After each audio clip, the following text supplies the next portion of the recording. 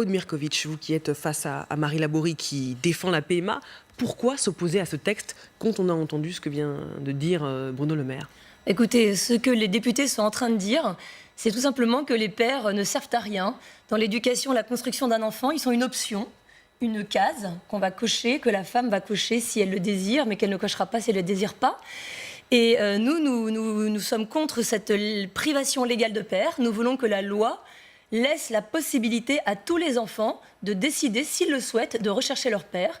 Et là, ce qui s'annonce, c'est que certains enfants seront privés de toute action en recherche de paternité, toute possibilité de rechercher le père. Parce que le père, il existe toujours quelque part. Et que des enfants ne connaissent pas leur père, ne le connaissent plus, c'est une situation qui existe. Mais ça n'a rien à voir avec le fait que la loi prive certains enfants de toute possibilité de connaître leur père. Marie Laborie, une réponse à cet argument avancé ici? Alors moi, je pense que ce qui est important, c'est des parents. Voilà, alors père, mère, je ne pense pas que ce soit la question. Un enfant qui est né de dons, qui recherche ses origines, et les associations d'enfants qui sont nés de dons en parlent beaucoup, ils ne sont pas à la recherche d'un père, ils sont à la recherche d'une case, effectivement, pour comprendre d'où ils viennent, de leur histoire. Et effectivement, je pense qu'il ne faut pas priver un enfant de sa propre histoire. Mais ils ne sont en aucun cas privés d'amour, privés de parents. Voilà, c'est juste ce que je réponds. Là-dessus, on n'est vraiment pas d'accord. Moi, je ne pense pas qu'on fasse naître un enfant qui soit privé de quoi que ce soit à partir du moment où il est né d'un projet d'amour. Je pense qu'un enfant ne manque pas d'un père à partir du moment où il n'y en a pas eu. C'est-à-dire, moi, mes enfants, ils ont deux mamans, deux mères. En tout cas, ils m'appellent maman et leur autre mère, ils ne l'appellent pas maman, bien sûr, mais ils ont deux parents et ils sont aimés et désirés. Aude Mirkovitch, vous dites ce projet d'ouverture de la PMA aux femmes seules et couples de femmes pose la question de la figure du père, mais elle s'est déjà posée à travers l'adoption accordée aux couples homosexuels. Quand ce sont deux femmes qui adoptent, il n'y a pas de père, donc c'est pas nouveau. Et ce projet-là, il a déjà été adopté et puis accepté par une grande majorité de Français. Ce projet, en effet, l'adoption par deux hommes ou deux femmes existe aujourd'hui, mais c'est déjà une injustice à l'égard de l'enfant. Et d'ailleurs, nous demandons, nous travaillons pour revenir sur cette loi. Et l'adoption ne peut pas revenir sur la loi pour le mariage pour tous. Mais bien sûr, bien sûr. Ce n'est pas l'objet de la manifestation d'aujourd'hui, mais à terme, ça fait partie des revendications de pas mal de personnes, parce que c'est l'origine de tout. En 2013, on avait dit le mariage c'est un prétexte. Personne ne se marie plus aujourd'hui et tout à coup tout le monde veut se marier parce qu'en fait le mariage était l'étape pour la PMA. On nous avait dit mais non, c'est un fantasme, vous voyez, vous exagérez. Bon bah voilà, en 2019 on y est, on est à la PMA. Donc il y a un lien entre les deux. Mais aujourd'hui, concrètement, les enfants sont concernés et nous sommes là parce que nous voulons laisser la possibilité à l'enfant d'avoir son père. Et là, la loi s'apprête à lui refuser cette possibilité. Et puis accessoirement, en plus, c'est la PMA pour les femmes, c'est la partie visible de l'iceberg. Mais en fait, c'est la PMA pour tout le monde. Parce que si on supprime la fertilité, tous les couples ont accès à la PMA, y compris les couples hommes-femmes fertiles. Et c'est eux la cible du marché de la procréation qui est derrière ce projet. Mais regardons ensemble ce sondage, puisque vous parlez aussi du mariage pour tous. Ce sondage IFOP qui a été publié fin juin et qui montre l'évolution des Français sur ces questions. 68% des sondés approuvent l'ouverture de la PMA pour les femmes célibataires, 65% pour les couples de femmes.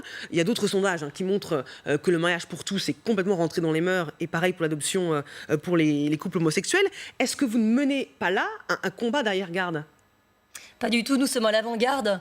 Nous sommes à l'avant-garde de la protection des droits de l'enfant. C'est vrai qu'il y a une pression de l'industrie pharmaceutique qui s'exerce sur la société pour la société fabrique l'infertilité. Ensuite, elle offre les moyens techniques et technologiques de remédier à l'infertilité, le tout aux frais de l'assurance maladie. C'est un gigantesque marché qui nous manipule.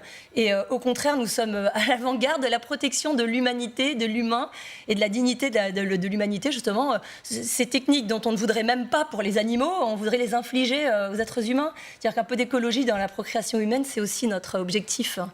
Marie Laborie. Alors, les techniques de PMA pour les animaux existent, les chevaux, juste. Et on n'a pas... D'ailleurs, on est très, très bon. On va avoir l'Arc de Triomphe, on a des chevaux magnifiques.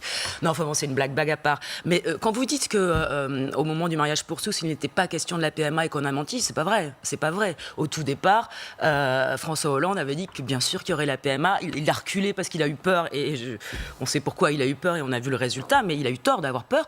Mais c'était très clair, bien sûr, que c'est pas le mariage qui nous intéressait. Enfin, en tout cas, pas tous. Non, mais bien sûr. Moi, j'ai aucune honte à le dire, bien sûr. C'était la PMA Enfin, quand j'entends que nos familles mettent en danger la dignité, je pense qu'on est vraiment dans le fantasme total, parce que combien de femmes, couples de femmes vont avoir accès à la PMA ou vont décider de l'utiliser, combien de femmes seules.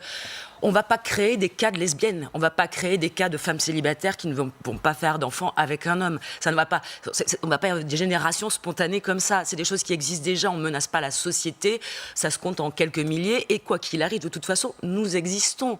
Alors qu'est-ce qu'il faut faire ? Il aurait fallu que moi, en tant que lesbienne, j'aille coucher avec vous, par exemple, si vous êtes d'accord pour me faire un enfant. Ça aurait été plus acceptable, ça aurait été mieux pour l'enfant, il aurait été mieux aimé. Mais il aurait sûrement été ravi. L'enfant, vous croyez Non, vraiment ? oui, Alors lui, ça, j'en sais rien. Je ne suis pas sûre que ce soit une bonne affaire non plus. Donc, je ne crois pas que grand monde serait heureux dans cette affaire. C'est une très bonne affaire, Christopher Corrèze. J'ai des témoignages. Bon, blague à part, oui. Oui, cet argument, Aude Mirkovitch. Oui, mais si Marie fait le choix d'avoir un enfant de la manière qu'elle a choisi, ça la regarde. Et elle prend ses responsabilités, et sa famille va très bien, j'en suis ravie pour elle. Et le moment venu, elle expliquera à ses enfants pourquoi ils n'ont pas de papa. Mais là, on ne parle pas de ça. On demande à ce que la loi dise à cet enfant, tu n'as pas d'action en recherche de paternité. La branche paternelle est rayée de l'acte de naissance.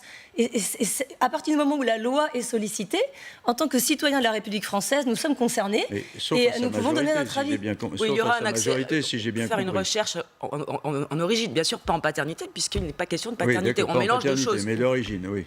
Voilà. Alors, qui peut sérieusement croire que l'accès à 18 ans, c'est bien tard, hein, si c'est une information importante pour l'enfant, 18 ans c'est trop tard, que l'information sur le nom et le prénom du géniteur, du donneur, puisse combler le vide existentiel créé. Mais pourquoi y aurait-il un vide existentiel ? C'est ça que je ne comprends pas. On confond les deux. Qu'est-ce qui fait un père ? Qu'est-ce qui fait un parent ? C'est la personne qui nous élève. C'est la personne qui est là à notre naissance. Ma femme, moi, elle était là. Moi, j'ai eu une césarienne. J'étais dans les vapes. C'est elle qui a pris les enfants sur son corps. La première personne qui te connaît, c'est elle, c'est même pas moi à la limite. Voilà, c'est ça qui fait un parent. C'est l'amour qu'on apporte. C'est pas une origine comme ça, un donneur. Comme vous l'avez dit donneur, géniteur. Alors l'amour, ça c'est sûr que vous pouvez le donner, que deux femmes peuvent le donner, qu'une femme seule peut le donner. C'est une évidence.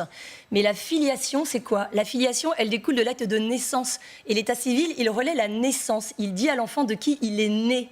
Et malheureusement, lorsqu'on inscrit deux femmes sur l'acte de naissance en exécution d'une déclaration, enfin d'une reconnaissance anticipée, et cet acte de naissance ne dit plus à l'enfant de qui il est né. Et c'est pourquoi en fait on fait évoluer la filiation. Très honnêtement, Aude Mirkovitch, vous savez très bien que nous ne mentons pas à nos enfants. Je ne dis pas à mes enfants, vous êtes nés de deux mamans. Non. Donc, vous ne leur dites pas de qui ils sont nés. Je leur dis, alors si, l'idée ce sera qu'ils puissent avoir accès au donneur, au nom du donneur, à terme, bien sûr, ce sera ça l'idée. En tout cas, ils savent qu'il y a un monsieur qui a fait quelque chose de très bien, qui nous a aidés à les avoir. Enfin, il est bien clair que les couples de lesbiennes ne mentent pas à leurs enfants, ce qui n'est pas le cas des couples hétéros, qui ont pu mentir pendant des années, et mais pour lesquels personne n'a jamais rien dit. J'ai pas vu la manif pour tous descendre en 1994 pour dire que ça allait pas aller. Alors vous avez raison, en 94, quand on a voté, bon déjà moi à l'époque j'étais pas en état de manifester, mais bon, quand on a voté la loi de 94, quand on regarde les débats, tout le monde a dit ça. Ce qui compte pour l'enfant, c'est d'être désiré et d'être aimé. Sauf que la première génération des enfants issus des donneurs de sperme, ils ont été désirés, ils ont été aimés. Hein. J'en note aucun qui se manque d'un manque d'amour. Et pourtant, ils recherchent leur donneur. Oui. Et quand on va un petit peu plus loin, si on lit le livre d'Arthur Kamavelzen qui vient de sortir, il a bien dit il y a un an, je ne cherche pas un père, j'en ai déjà un père.